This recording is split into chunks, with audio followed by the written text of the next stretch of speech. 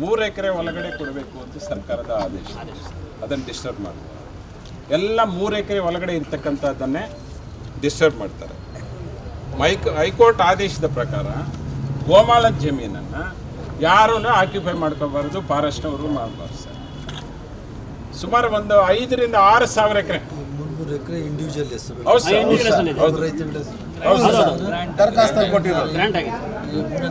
ಹೌದು ಸರ್, 3 ಎಕರೆ ಒಳಗಡೆ sir. 2007ರಲ್ಲಿ high court ಆದೇಶದ ಪ್ರಕಾರ ರೆವಿನ್ಯೂ ಸೆಕ್ರೆಟರಿ ಒಂದು ಸೆಕ್ರೆಟರಿ ಗೋಮಾಳದ ಜಮೀನನ್ನು ಯಾರಿಗೂ ಕೊಡಬಾರ್ದು. ಸುಮಾರು ಇಡೀ ಜಿಲ್ಲೆಯಲ್ಲಿ ಒಂದು 5 ರಿಂದ 6 ಸಾವಿರ ಎಕರೆನ ಗೋಮಾಳದ ಜಮೀನನ್ನು ಫಾರೆಸ್ಟ್ನವರು ಅಕ್ವೈರ್ ಮಾಡ್ತಾರೆ. ಇದು ಇದರ ಪ್ರಕಾರ ಹೈಕೋರ್ಟ್ ಆದೇಶ. ಅದೇ ಬೇರೆ, ಇದೇ ಬೇರೆ ಸರ್, ಇದೇ ಬೇರೆ ಸರ್. ಹೈಕೋರ್ಟ್ದ ಆದೇಶ ಮತ್ತು ಜಾಮದಾರ್ ಅವರು ಕಳಿಸಿರ್ತಕ್ಕಂಥದ್ದು. ಅವಾಗ ಗೋಮಾಳವನ್ನು ಯಾರಿಗೂ ಬಿಡಬಾರ್ದು. ಆ ಗೋಮಾಳವನ್ನು 5 ರಿಂದ 6 ಸಾವಿರ ಎಕರೆಯನ್ನು ಫಾರೆಸ್ಟ್ ಅವರು ಅಕ್ವೈರ್ ಮಾಡ್ಕೊಂಡಿದ್ದಾರೆ. ಗೋಮಾಳ ಇಲ್ಲಿ ಸರ್. ಹೃದಯ ರೋಗ ಮತ್ತು ಹೃದಯ ಶಸ್ತ್ರಚಿಕಿತ್ಸೆ, ವ್ಯಾಸ್ಕ್ಯುಲರ್ ಶಸ್ತ್ರಚಿಕಿತ್ಸೆ, ಸಮಗ್ರ ಹೃದಯ ಆರೈಕೆ ಸೇವೆಗಳಿಗಾಗಿ ನಿಮ್ಮ ವಿಶ್ವಾಸಾರ್ಹ RL Jalappa Narayana heart centre, STUMC campus, Tamaka, Kolar. 180030090309. ಇದು ಒಂದು ಸರ್ ಸಮಸ್ಯೆ ಇದು. ಇದು 3 ಎಕರೆ ಮೇಲ್ಪಟ್ಟು ಒಳಗಡೆ ಇರೋದು ಯಾರು ಎವಿಕ್ಷನ್ ಮಾಡಬಾರ್ದು ಅಂತ ಇದು ಸರ್ಕಾರದ ಆದೇಶ. ಇದು ಬರುತ್ತೆ ಸರ್. ಗೋಮಾಳವನ್ನ ಯಾರಿಗೂ ಮಂಜೂರು ಮಾಡಬಾರ್ದು ಅಂತ. ಅಂದ್ರೆ ಗೋಮಾಳ ನಂಗೆ ಅದನ್ನ ಉಲ್ಲಂಘನೆ ಮಾಡಿ ಫಾರೆಸ್ಟ್ನವ್ರು ಮಾಡಿದ್ದಾರೆ ಅಂತ. ಅದೇ ರೀತಿ ಸರ್, ಆ ಆಕ್ಟ್ ಪ್ರಕಾರ, ರೆವಿನ್ಯೂ ಆಕ್ಟ್ ಪ್ರಕಾರ, ಇದ್ರ ಪ್ರಕಾರ 100 ದನಕರುಗಳಿಗೆ 30 ಎಕರೆ ರಿಸರ್ವ್ ಇರಬೇಕು. ಇದನ್ನೇ ಕೋಟ್ ಮಾಡಿದ್ದಾರೆ ಹೈಕೋರ್ಟ್, ಇದನ್ನೇ ಕೋಟ್ ಮಾಡಿದ್ದಾರೆ ಸೆಕ್ರೆಟರಿ. ಹೌದು ಸರ್, 5,500 ಎಕರೆ ಸರ್. ಇದ್ರ ಬಗ್ಗೆ ಎಲ್ಲನೂ ಒಂದು ಸಮಗ್ರವಾಗಿ ನಾವು ಜಿಲ್ಲಾಧಿಕಾರಿಗಳ ಹತ್ರ ಒಂದು ಸಭೆ ಮಾಡಿ ಎಲ್ಲವನ್ನ ರಿಪೋರ್ಟ್ ಮಾಡ್ತೀವಿ ಸರ್. ಒಂದು ಪರ್ಮನೆಂಟ್ ಸೊಲ್ಯೂಷನ್ ಬೇಕು. ಫಾರೆಸ್ಟ್ ಸಂಬಂಧಪಟ್ಟಂತ ಸರ್ಕಾರಿ ಖರಾಬನ್ನ, ಸರ್ಕಾರಿ ಜಮೀನು ಒತ್ತುವರಿ ಮಾಡ್ಕೊಂಡಿದ್ದಾರಲ್ಲ, ಅದನ್ನ ಖಾಲಿ ಮಾಡಿಸ್ಕೊಟ್ಟಿದ್ದಾರೆ ರೈತರು. ಹೌದು ಸರ್, ಮತ್ತೆ ಸಮಾಧಾನ ಇಲ್ಲ.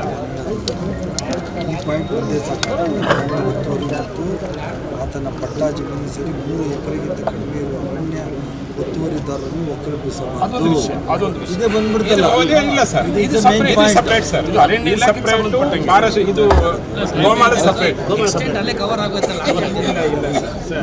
ಸರ್, ಇದು ಅರಣ್ಯ ಇಲಾಖೆಯಲ್ಲಿ 3 ಎಕರೆ ಒತ್ತುವರಿ ಆಗಿದ್ದರೆ ರೈತ ಅವನು. ಇದೆಲ್ಲ ಅವರೇ.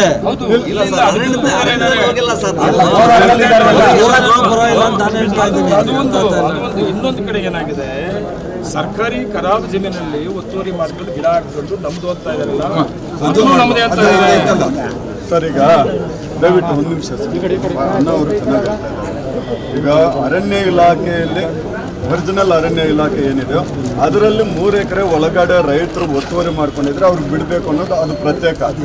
ಆದರೆ ಕಂದಾಯ ಇಲಾಖೆಯಲ್ಲಿ ಇದ್ದಂಥ ಜಮೀನನ್ನ ಗೋಮಾಳ ಇದೆ, ಕಂದಾಯ ಅಂತೇಳಿ ಬೇರೆ ಬೇರೆ ಟೈಟಲ್ಸ್ ಅಲ್ಲಿ ಇದೆ ಸರ್. 4-6 ಟೈಟಲ್ಸ್ ಇದ್ದಾವೆ ಕೋಲಾರ ಜಿಲ್ಲೆ. ಆ ಟೈಟ್ಲಲ್ಲಿ ಇದ್ದಂಥ ಭೂಮಿಯನ್ನ ಸರ್ಕಾರಗಳು ಬಂದಂಥ ಸಂದರ್ಭದಿಂದ ಮೊನ್ನೆವರೆಗೂ ಕೂಡ ಹಲವಾರು ಸಂದರ್ಭಗಳಲ್ಲಿ ನಿಮ್ಮ ಸರ್ಕಾರಗಳ ಆದೇಶದ ಮೇರೆಗೆ ರೈತರಿಗೆ 1 ಎಕರೆ, ಅರ್ಧ ಎಕರೆ, 3 ಎಕರೆ, 4 ಎಕರೆ ಮಂಜೂರು ಮಾಡಿದ್ದಾರೆ. ಆ ಜಮೀನಿಗೂ ಅರಣ್ಯ ಇಲಾಖೆವರೆಗೂ ಸಂಬಂಧ ಇಲ್ಲ. ಅದು ಕಂದಾಯ ಇಲಾಖೆಗೂ ನಮ್ಮ ರೈತರಿಗೂ ಇರ್ತಕ್ಕಂಥ ಸಂಬಂಧ. ಅದನ್ನು ಇವತ್ತು ರೈತರ ಹಿಂದೆ ಎಲ್ಲ ನಾವು ಅಕ್ರಮ ಸಕ್ರಮದಲ್ಲಿ ಯಾರೆಲ್ಲ ಇದ್ದಲ್ಲ ಸರ್, ಮಂಜೂರು ಆಗಿದೆ ಸರ್. ಅದರೊಳಗೆ ಕೆಲವು ದುರಸ್ತು ಆಗಿದೆ ಸರ್, ಇನ್ನು ಕೆಲವು ದುರಸ್ತಾಗಿಲ್ಲ. ಅವರು ಅದೇ ಸ್ವಾಧೀನದಲ್ಲೂ ಇದ್ದಾರೆ ಸರ್. ಇದೆ ಸರ್. ಬಟ್ ಈಗ ನಾವು ಅಲ್ಲಿ ಮೆಜರ್ಮೆಂಟ್ ಮಾಡಿದಾಗ ಏನಾಗ್ತದೆ, ಅದು ಆ ಫಾರೆಸ್ಟ್ಗೆ ಸೇರಿದ್ದು ಅಂತ ಫಾರೆಸ್ಟ್ನವ್ರು ಹೇಳ್ತಿರೋ. ಹಿಂದೆ ಈ ಫಾರೆಸ್ಟ್ ಬೌಂಡ್ರಿ ಒಳಗಡೆನೆ ಮಂಜೂರು ಆಗೋಗಿದೆ, ದುರಸ್ತು ಆಗೋಗಿದೆ.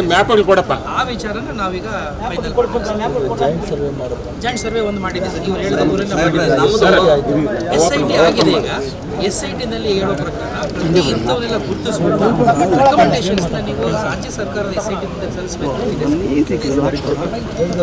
ಇದೆ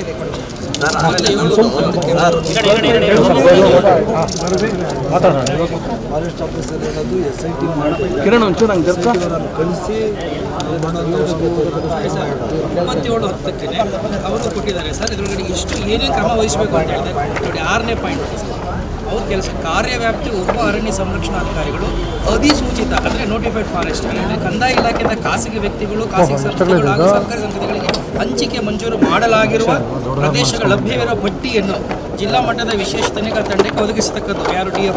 ಆದರೆ ಸದರಿ ಪಟ್ಟಿಯಲ್ಲಿನ ಮಾಹಿತಿಯನ್ನು ಪರಿಗಣನೆಗೆ ಮಾತ್ರ ಬಳಸತಕ್ಕದ್ದು, ಯಾವುದೇ ಕಾರಣಕ್ಕೂ ಸದರಿ ಪಟ್ಟಿಯನ್ನು ಅಂತಿಮವೆಂದು ತೀರ್ಮಾನಿಸತಕ್ಕದ್ದಲ್ಲ. ಜಿಲ್ಲಾ ಮಟ್ಟದ ವಿಶೇಷ ತನಿಖಾ ತಂಡಕ್ಕೆ ಲಭ್ಯವಾಗುವ ಅರಣ್ಯ ಹಾಗೂ ಕಂದಾಯ ದಾಖಲೆಗಳನ್ನು ಪರಿಶೀಲಿಸುವ ಮೂಲಕ ಅಂತಿಮ ಪಟ್ಟಿ ಸಿದ್ಧಪಡಿಸಿ ಸೂಕ್ತ ಶಿಫಾರಸನ್ನು ರಾಜ್ಯ ಮಟ್ಟದ ವಿಶೇಷ ತನಿಖಾ ತಂಡಕ್ಕೆ ಸಲ್ಲಿಸತಕ್ಕದ್ದು. ಇದು ನಾವು ಮಾಡ್ತಾ ಇದ್ದೀವಿ. It is in the process, ನಡೀತಾ ಇದೆ. ಮೊದಲನೇ ನೋಡಿ ಎಸ್ ಇನ್ನೂ ಮಾಡಿಲ್ಲ, ಸ್ಟೇಟ್ ಕಳಿಸ್ಬೇಕು, ಇನ್ನೂ ಕಳಿಸಿಲ್ಲ. It is in the process. ಅದನ್ನ ಹೇಳ್ತಾರೆ ಸರ್. ನಾವು ಇವೆಲ್ಲ ಆಗೋವರೆಗೂ ಕೆಲಸ ಮಾಡೋದು ಬೇಡ. ನಾನು ಕೇಳಿದ್ದೀನಿ ಸರ್, ಅವ್ರೇನು ಹೇಳಿದ್ದಾರೆ ಒಂದೇ ನಿಮಿಷ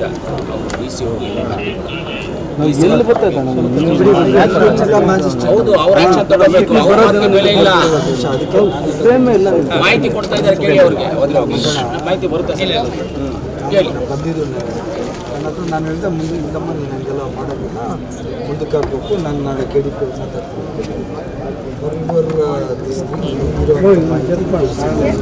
ಜಿಲ್ಲಾ ಮಟ್ಟದಲ್ಲಿ ನೀವು SIT ಫಾರ್ಮ್ ಮಾಡಿ ಆ ಫಾರ್ಮ್ ಆದಂಥ ರಿಪೋರ್ಟನ್ನು ರೈತರುಗಳು ಹಾಕೊಂಡವರು ಯಾರು ಹಾಕೊಂಡವರು ಅದನ್ನು ತಗೊಂಡು ವೆರಿಫಿಕೇಶನ್ ಮಾಡಿ ಸ್ಟೇಟ್ ಲೆವೆಲ್ ಶಿಫಾರಸು ಮಾಡಿ ಕಳಿಸ್ಬೇಕು. ಅಲ್ಲಿ ಸ್ಟೇಟ್ ಲೆವೆಲ್ ಅವರು ಡಿಸೈಡ್ ಮಾಡ್ತಾರೆ, ಅವರು ಅಂತಿಮ ತೀರ್ಮಾನ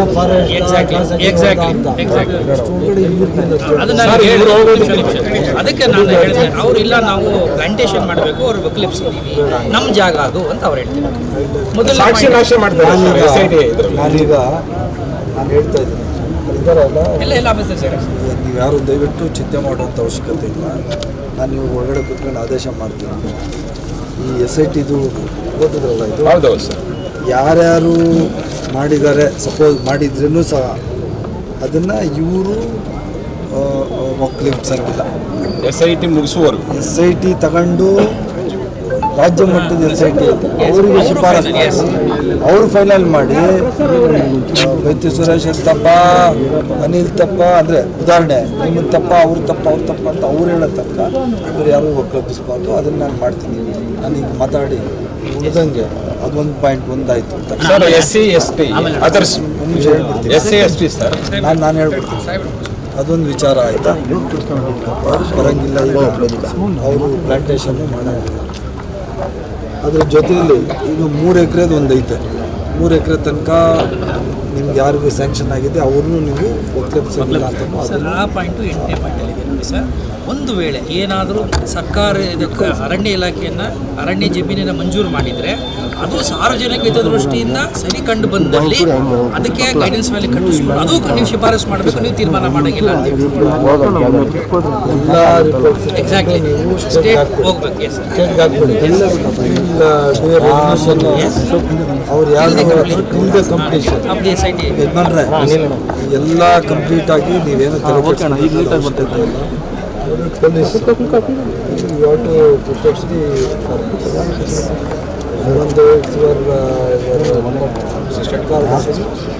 not bother should protect the farmers. ಅವ್ರು ತಪ್ಪು ಮಾಡಿದರೆ ಸ್ಟೇಟ್ ಲೆವೆಲ್ ಕಮಿಟಿ ತೀರ್ಮಾನ ಮಾಡಿ, ಆಮೇಲೆ ಕೋರ್ಟ್ ಇರ್ತದೆ, ಕಾನೂನು ಇರ್ತದೆ, ಆಮೇಲೆ ನಾವು ಹೋರಾಟ ಮಾಡೋಣ.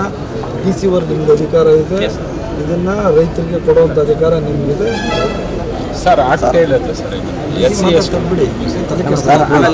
ಒಂದೇ ಒಂದು ವಿಷಯ, ಯಾರು ಈಗ ನಾನೇ ಹೇಳ್ಬಿಡ್ತೀನಿ ನಿಮ್ಮ ಪರವಾಗಿ, ನಾನು ರೈತನೇ. 3 ಕಡೆ ಎಲ್ಲ ಸಿಟಿ ಆಗೋದು ಏನು ಮಾಡೋದು, ನೀವು ಯಾರು ತಲೆ ಕೆಡ್ಸ್ಕೊಂಬಾರ್ದು ಅವಶ್ಯಕತೆ ಇಲ್ಲ. ಅವರು ಫಾರೆಸ್ಟವ್ರು ಅವ್ರು ಏನಾದರೂ ಹೇಳ್ಕೊಂಡು ಡೆಪ್ಟಿ ಕಮಿಷನರ್ ಇಲ್ಲೇ ಇದ್ದಾರೆ, ಅವರು ಇದೆ ಜಡ್ಜ್, ಜಿಲ್ಲಾ ಮ್ಯಾಜಿಸ್ಟ್ರೇಟ್, ಅವ್ರಿಗೆ ಅಧಿಕಾರ ಇದೆ. ಯಾವುದು ಸರ್ಕಾರಿ ಜಮೀನು, ಯಾವುದು ಫಾರೆಸ್ಟ್ ಜಮೀನು, ಯಾವುದು ಖಾಸಗಿ ಜಮೀನು, ಇಟ್ ಇನ್ ಡಿಸೈಡ್.